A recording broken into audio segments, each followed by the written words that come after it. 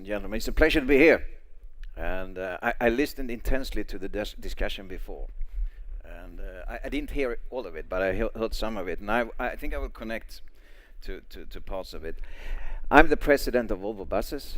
Volvo Buses has their major R&D facility and production facility actually here in Poland, in Wrocław. And this is where we develop the electromobility of the future in buses, so to say. So Poland is a very important country for Volvo Buses. And what we have done is we have made a survey, basically asking people, what do you really want when it comes to mobility? And what is your real preference? And we have done this survey. It's an independent survey. It's made in Poland, asking 1,000 Polish about what they like. I mean, it's young people, old people, people that ride with car, with bus, everything. So it's a kind of it's the Polish opinion, asking 1,000 Polish people. And some of the conclusions are here.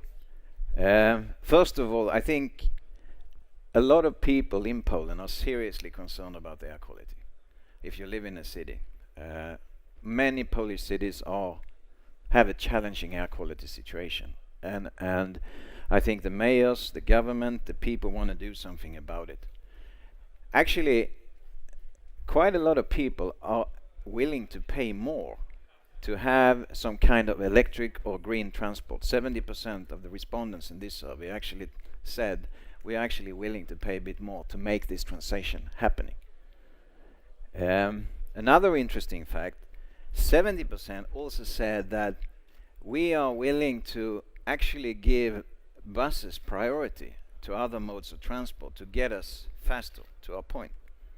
So I would say, and there is a fairly strong support for public transport, and there is a fairly strong understanding that public transport is the way forward.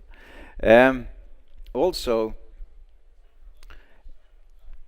almost 60% said that we are actually willing during a transition time to face some challenges in the traffic while we install infrastructure, etc., to get us to a green or more sustainable transport. So I think with this environment, I think there is some preparedness for the changes that is coming, and there is also desire to make the change happening. And as I said, this is not Volvo, this is an independent survey that we made in Poland. So if that was very positive, some of the challenging feedback is that still 60% plus clearly prefers to ride with a car for various reasons. Only 16% prefers the bus. And I think here is the challenge of many mayors and of us living in the cities. How do you make public transport really attractive? Because that is the key to take people from traveling one by one into traveling together. And I will make a point later on that traveling together is the only way we can create sustainable future. Also, clearly, 50% want a good point-to-point transport. I mean, it's a strong focus on point-to-point. And how we resolve and how we can provide that type of services point-to-point for an individual, still having the big cities of the world having a sustainable flow. Because all the big cities in the world, they are struggling with congestion. So to provide point-to-point while avoiding the congestion, that is the key challenge. Also, I think there is a great opportunity to develop the system around the public transport when it comes to providing the right environment, a good environment for people to be able to eat, to communicate, etc., etc. There's a great potential in that. And also, I mean, today it's a hygiene factor to have a decent Wi-Fi connection.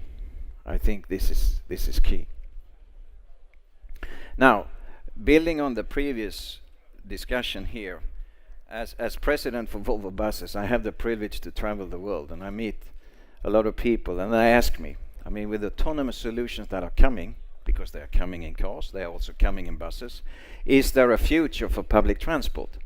Will we all travel in our small autonomous egg?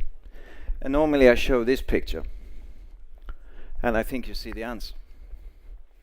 I mean, the logic here is 150 people approximately on both sides of this picture. Sorry, I should stand over here. And it's about 80 cars. It's one articulated bus.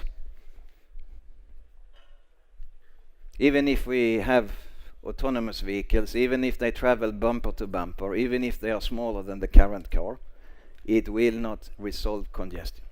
We need to travel together to resolve congestion.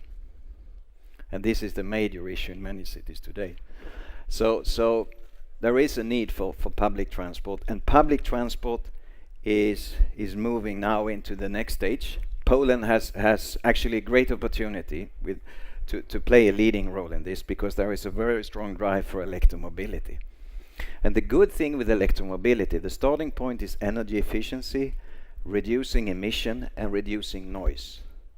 And when you combine this, you actually create a mode of transport that can change a little bit how we plan the cities. I mean, today nobody wants to have a bus stop outside of their window. It's too noisy and emissions. But if you remove this, it's okay. And that means that you can bring public transport much closer to people. It also means that you can bring public transport indoors. So if you have a shopping mall, you want to have a bus, electric bus transport in the future, entering that mall, or if you build a hospital. So electromobility, an autonomous solution, is a really opportunity for public transport.